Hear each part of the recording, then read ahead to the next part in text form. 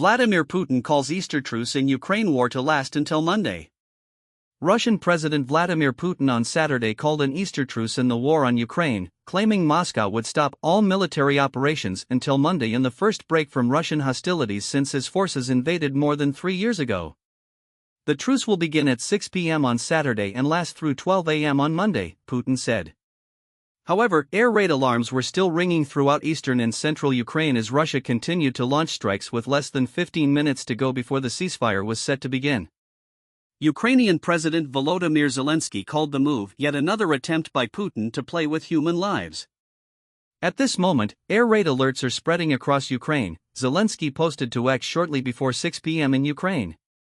At 17:15, Russian attack drones were detected in our skies. Ukrainian air defense and aviation have already begun working to protect us. Shahid drones in our skies reveal Putin's true attitude toward Easter and toward human life, he added. Still, the Russian Defense Ministry claimed Moscow's chief of the General Staff Valery Gerasimov ordered all commanders of groups in Ukraine to pause all combat operations. The ceasefire is being introduced for humanitarian purposes and will be observed by the Russian Joint Group of Forces, provided that it is mutually observed by the Kiev regime, the ministry said.